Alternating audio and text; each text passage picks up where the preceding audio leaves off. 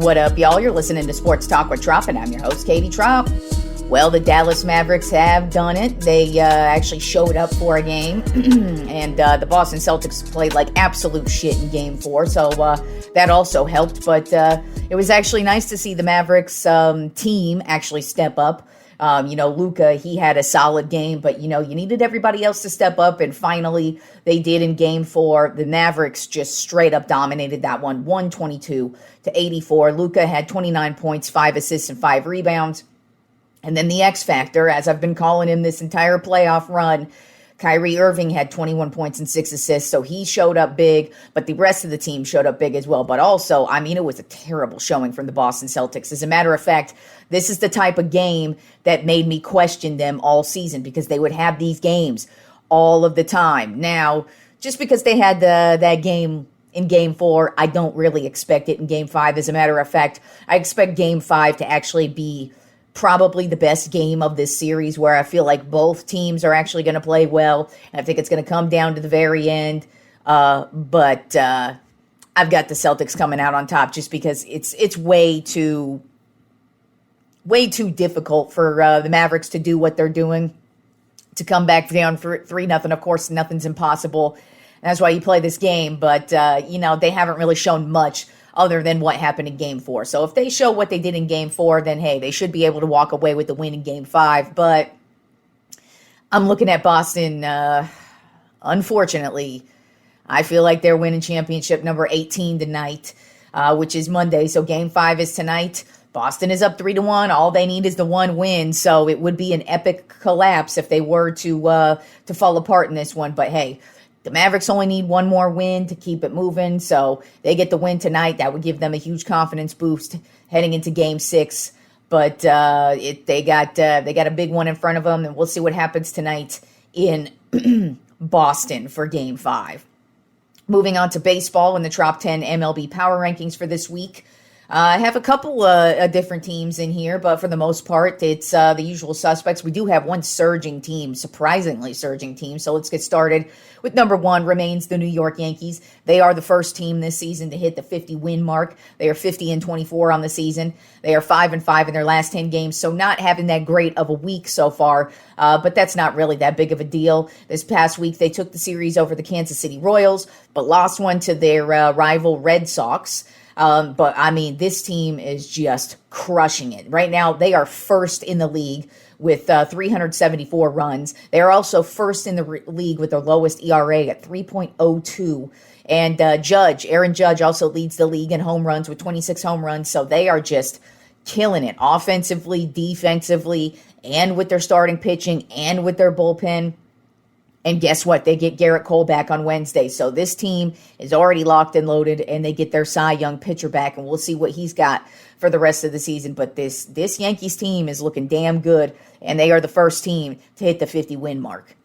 Then at number 2 on my Tropp 10 MLB Power Rankings of the Baltimore Orioles. Overall record of 47-24. They are 8-2 in their last 10 games. This past week, they took the series over the Atlanta Braves and the Philadelphia Phillies, so they just crushed 2 really solid teams, and they are second in the league with 364 runs. So they are 10 runs behind the Yankees right now, so that just goes to show you what's going on with the Yankees. But then again, they've got Judge and Soto in their lineup. The Orioles have this young staff, and they are just killing it right now with Gunnar Henderson and Adley Rutschman. They are just having a phenomenal season. And then they are also second behind the Yankees in lowest ERA in the league with a 3.07 ERA. So they're getting it done with their starting pitching as well. They got Cole Irvin, who has just been a big pickup for them. He was just a total random pickup for them in the offseason, and he turned out to be a big gem for them in this starting pitching lineup. It's going to be very interesting to see how this AL East shakes up between these two teams, because they are obviously the top teams in the East, in the AL especially, but in their own division, they are the top 2 teams, and they're going to be battling it out, I imagine, all season long. But the Yankees and the Orioles crushing it. Then at number 3 on my top 10 MLB Power Rankings are the Philadelphia Phillies. Overall record of 47-24. They're 5-5 in their last 10 games, which is why they slipped behind the Orioles, because the Orioles are just on fire. They are looking really good right now. They are from top to bottom. They cannot be stopped. But the Phillies kind of slumping right now. But when you say kind of slumping, it's really not that big of a deal. But they did lose a series this week to the Boston Red Sox, and they also lost a series to the Baltimore Orioles. So they are reeling just a bit.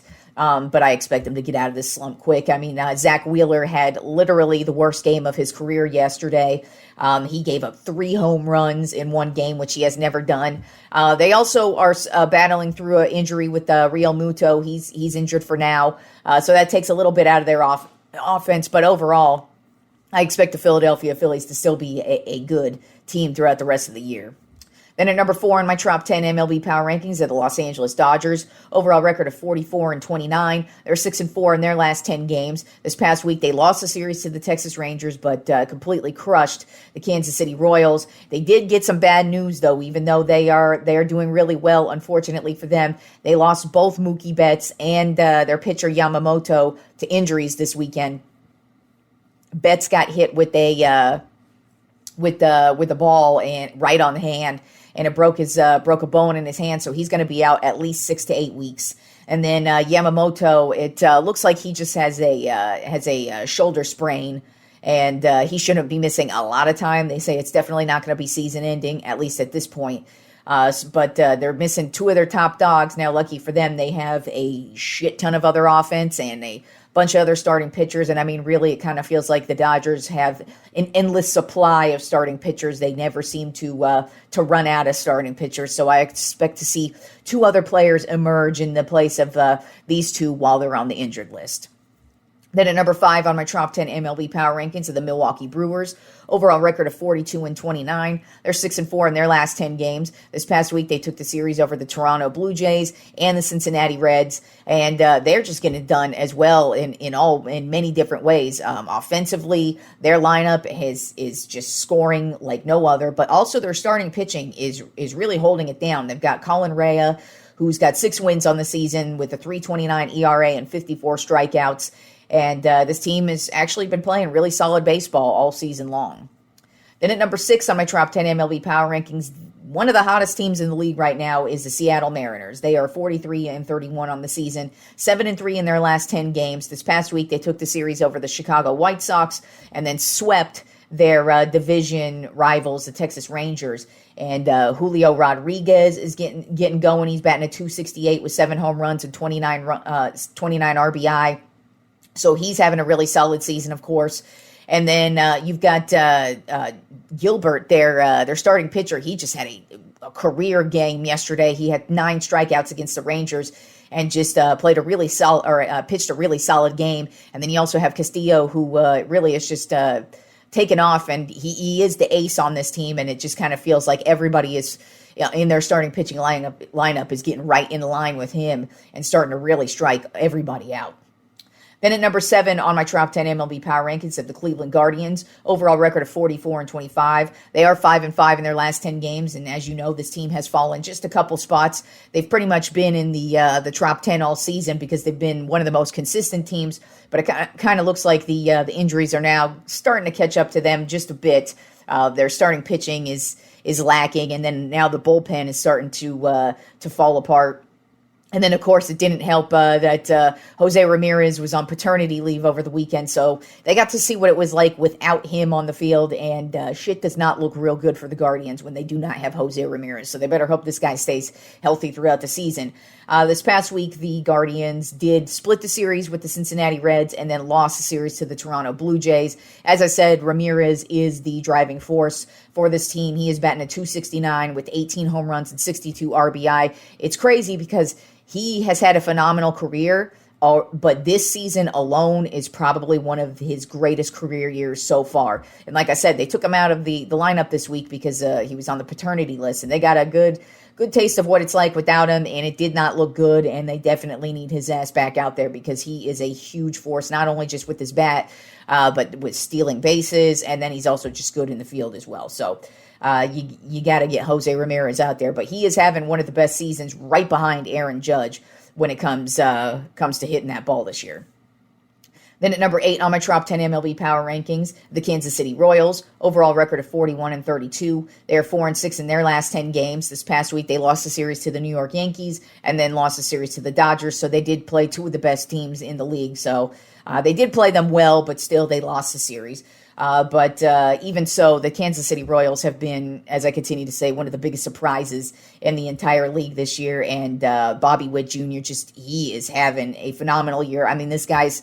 He's their young guy, and he is playing like he's been in the league for 10 years. He's batting at .327 with 11 home runs and 51 RBI. Every time he comes up to bat, it is a big deal, and it's not just offensively, but defensively. The guy is crazy on the field. He is making some big plays. He is looking like he's going to be the next... probably the next superstar to take over the league, and good for the Royals because they've got a lot of young guys, and that's why they've been hovering around this Tropp 10 all season because they're just playing really well. I mean, who would have thought they'd be at 41 wins already on the season? I didn't.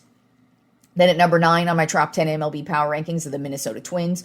Overall record of 40-32. They are 7-3 in their last 10 games. This past week, they took the series over the Colorado Rockies and also the Oakland A's. And this is one of the most streaky teams in the league. I mean, I've talked about them a couple times, but also they've fallen out of the Tropp 10 just because they are very streaky. And right now they are hot.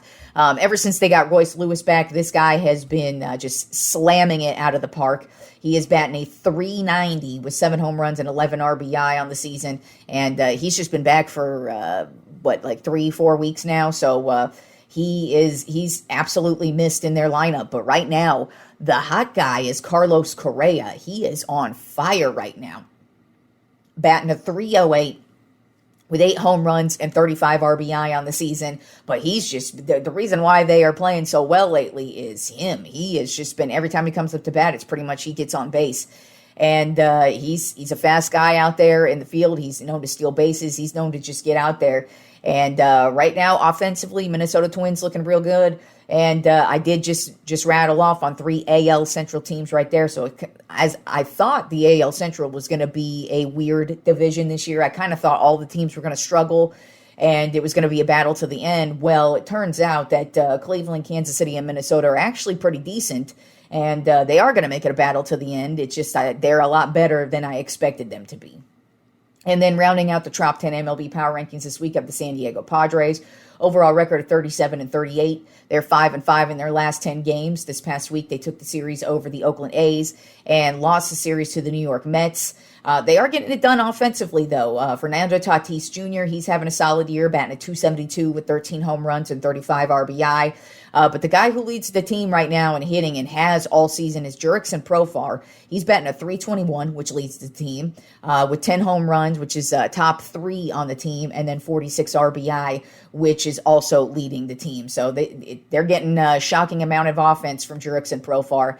And their starting pitching, really solid right now.